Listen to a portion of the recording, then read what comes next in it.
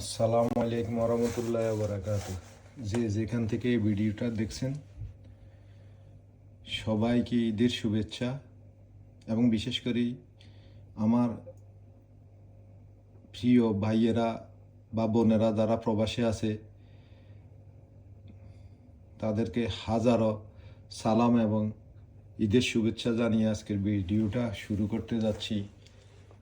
এই ভিডিওটা সর্বোচ্চ লাইক, কমেন্ট এবং শেয়ার করে দিবেন, সবাইকে দেখার সুযোগ করে দিবেন।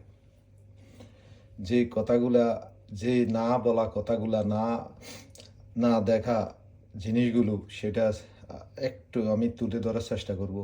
যে আমরা সবসময় ভিডিও বানাই, ভিডিও তৈরি করি, প্রবাসে যারা আছি যখন আমরা সময় পাই একটা ভালো ভিডিওগুলা দিয়ে থাকি, ভালো ফিকগুলা দিয়ে থাকি। কেন দিয়ে থাকি? ফ্যামিলি, আত্মীয় স্বজন সবাই মনে করবে যে আমরা ভালো আছি। আসলে প্রবাসীরা ভালো নেই, ভালো ভালো নেই, টোটালি ভালো নেই। কেন ভালো নেই? দেখেন, আমি এই ফিকটা তো দিয়েছি 5 দিন আগে, এই তরকারি ফিকটি, কিন্তু তখন লাইক, কমেন্ট, শেয়ার সবাই কি, কিন্তু এই 5 দিন পরেও আসি আমি এই তরকারি খাবো আজকে একটা ঈদ। কেন? আমার এই তরকারি ফেলে দিতে ইচ্ছে করে না, কারণ এটা আমাদের কষ্টার্জিত টাকা, সময়, কষ্ট, সব দিক বিবেচনা করে এটা আমরা ফেলে দিতে পারি না। ফ্যামিলিকেও টাকা দেওয়া লাগবে। তো সবাই মনে করে যে বিদেশ মানি টাকা, বিদেশ মানি টাকা, বিদেশ মানি শান্তি। আসলে তা না। হাজারো প্রবাসী কষ্টের যে কথাগুলো তারা বলে না। তারা তারা সব সময় যে কষ্টে থাকিও যদি বাড়ি থেকে ফোন দেয়, বাবা খাইছিস নি, আলহামদুলিল্লাহ আলহামদুলিল্লাহ খাইছে, কি অবস্থা এদের, খুবই ভালো। কারণ এটা বলে না। তা আমাদের বাড়ির যারা আছে, আমাদের ফ্যামিলি, প্রবাসীদের ফ্যামিলি যারা আছে, তারা কিন্তু যখন দিন সব শেষে যখন ও ও ও যদি কোনো কিছু করে বসে, ওই যে প্রবাসী আছে যারা, তাদের সাথেই ওরা প্রতারণামূলক কাজগুলো করে থাকে। আচ্ছা, সবাই না, আবার সব ফ্যামিলি না, তবে বেশিরভাগ।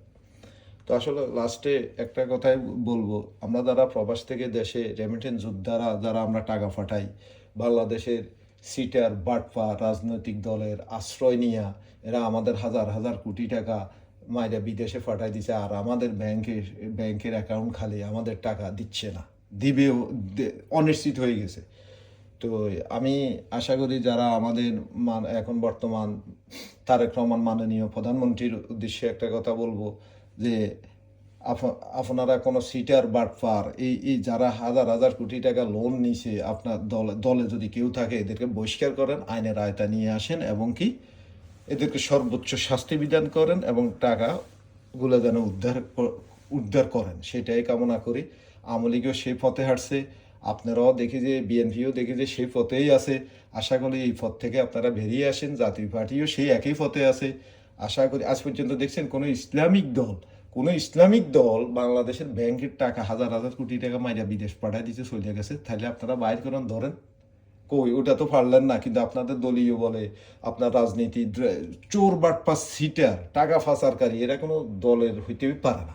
এরা দলের নাম বেশি, আপনাদেরকে এরা ম্যানেজ করে এই টাকাগুলো নেয়। তাহলে আমরা বলবো, যদি এদের বিচার আপনারা যদি শাস্তিগুলো নিশ্চিত না করেন, তাহলে আমরা বলবো এখানে বাংলাদেশের প্রাইম মিনিস্টার পর্যন্ত এর সাথে জড়িত আছে। তা নইলে হইতেই পারে না, হতেই পারে না, আমি এক কথা বলবো। তো আল্লাহ সবাইকে বুঝার তৌফিক দান করুক, আল্লাহ সবাইকে ভালো রাখুক। ভিডিও করলে লম্বা হয়ে যায়। আজকের ভিডিওটা আসলে আমি করতাম না, আমি করি নাই কখনো এই ধরনের ভিডিও, আজকে করতে বাধ্য হয়েছি। যে আমাদের প্রবাসীরা এত কষ্টে করেও বাংলাদেশে টাকা পাঠায়, আর বাংলাদেশ থেকে টাকাগুলো লুটে ফুটে সব সিটার বাটপাররা বিদেশে পাঠায় দেয়। কেউ হাজার হাজার কোটি টাকা লোন নিয়ে আবার বাংলাদেশের মন্ত্রী হয়, এমপি হয়। তো ধিক্কার জানাই এই সমস্ত মন্ত্রী মিনিস্টারদেরকে, এবং কি যারা দলে এদেরকে আশ্রয় দিয়েছে।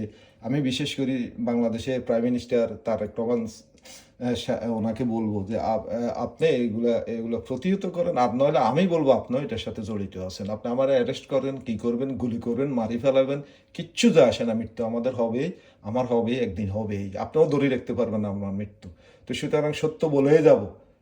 আপনি সর্বোচ্চ ভিডিওটা শেয়ার করেন, যেন আমাদের প্রাইম মিনিস্টার তারেক রহমান কাছে পর্যন্ত আমার এই ভিডিওটা যেন পৌঁছে যায়। ওকে, আল্লাহ ভালো রাখুক। আসসালামু আলাইকুম ওয়া রাহমাতুল্লাহি ওয়া বারাকাতুহু।